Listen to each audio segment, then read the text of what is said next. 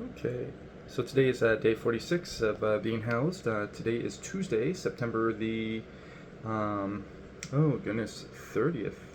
So today the uh, MLB playoffs start, so that's pretty exciting. I just recently started watching it, so yeah. Anyways, but there's I want to show you guys something. This is I learned this. There was a manuscript that I ghost wrote for somebody else, and I had the privilege um, to help with the margins and some of the preparatory work to get the book uploaded um, to the print on demand to that site. And so, anyways, we're going to talk about trim size. So for the planes and people watching for that manuscript, right now I have this on a Microsoft Word processor, so word processor, and what we're doing is part of this revision is I'm preparing it for the upload.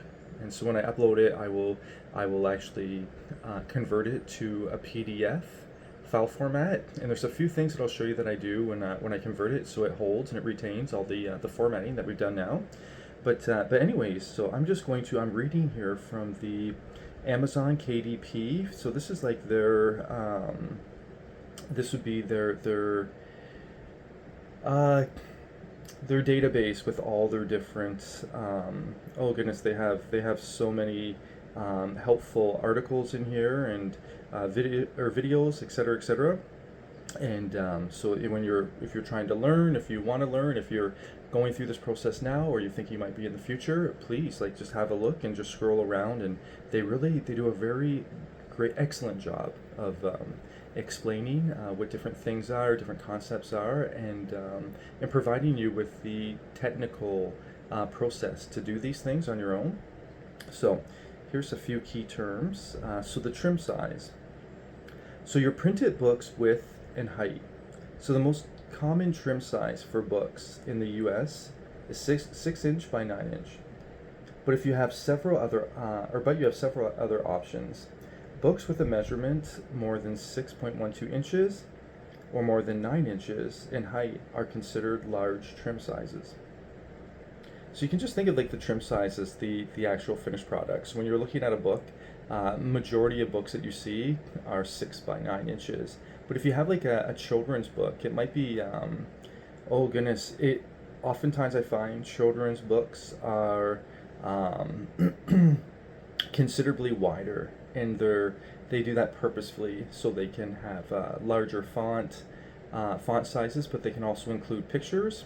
And so it all depends on the type of book that you're doing. So, but the 6 by 9 is the one I'm going to be doing for this manuscript.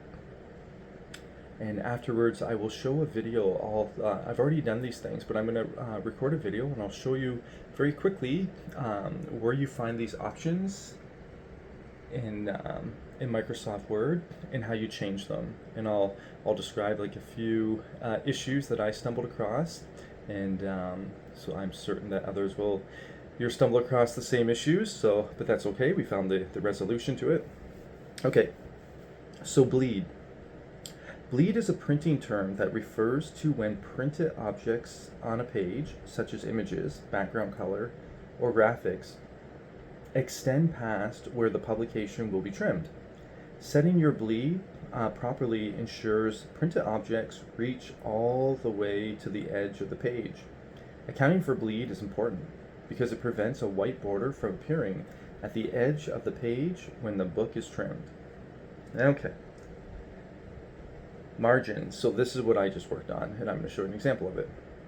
Every page has 3 outside margins. So you have the top, and then you have one side margin, so over there, and then you have the bottom. Oops, let's go all the way to the bottom. There we go. Okay. So top, bottom, and side, and one inside margin, so over here, also called the gutter. So margins ensure your text isn't cut off during manufacturing. Set your trim size before you set your margins. Since margin size depends on page count, and on whether you have elements that bleed. So, for this one, I decided for this book, I'm going to have a 6x9 option, so that's the trim size, or what the book's actually going to look like at the end. And I'm also going to have an electronic version. So with the electronic version, I'll have to research and look into it a little bit more, but I don't think I have to worry too much about the margins. At least I don't have to worry about them as you would with a conventional book or a hard copy of a book. Okay. So let's get my cursor going here. I can't get the cursor going. I'm just going to scroll this up. There we go. So first and foremost, let's just talk about this. I'll get my finger in there. Can you see my finger? There it is. Okay. So this is the getter. So we're just say like this page is on the right side of the book. So when you flip it open, you're reading down here. This is the getter. So the getter is going to go into the spine of the book. And that's where you're going to find there's going to be a variance between if you have, we're say like a novel of we're say like between 50 and 110 pages versus a novel between 111 pages and 200 or we're say 300 pages.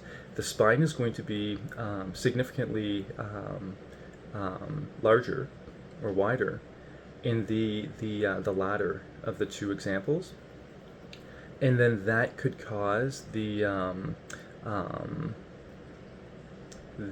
letters in the sentences, like that could cause the folding of the page might reach up higher, like right here, so you can't see because you can see less. So then you're gonna have to adjust accordingly. So they have formulas. It's on Amazon. You're gonna be able to locate. You'll be able to put in like your trim size, or find your trim size, and then the amount of pages in your book. And then they will show you, okay, this is the margin size for the gutter that you need to put in. This is the margin size for over here for the right side or the side, and the margin side for the size, pardon me, for the bottom and for the top. Okay, so this is what it's going to look like. Do you see how it indents over on this one? Oops, there we go. And then, where's my finger? There's my finger. Okay. And then there's a bigger space here. So now the gutter is on this side. So if you're reading the book, this would be a page that would be on the left side of the book as you're reading. And so when you're working on your document is going to look quite funny after you make this adjustment. But the reason why I make this adjustment, and I also adjust the page size, so I actually change the page size. I think by default it's a letter would be my guess, but I adjust it to the 6 inches by 9 inches, and then I made the margins. So this is part of the preparation of this novel. So this is part of like I'm including this in the revision portion of this third revision, and then I'm going to go through and I'm going to work on the different paragraphs. I'm going to work on the different pages. So if I have like different front matter, so say like your prologue, your preface, etc., they're gonna always they're start on their own pages. So I'm gonna make sure that they start on their own pages when I go through this revision. So anyhow, there's a little more to it. It's a little more involved, but it's quite nice. It's a little more satisfying because you're starting to see your manuscript or your rough draft begin to form and transition into what is going to be a printed copy of this, or an actualized book. So anyhow, this is it's exciting, but it's also very slow going, and it can be very tedious. And but I find the more you do it, this is my second time going through this process, and it's much quicker than the first time I went through. But the more you know.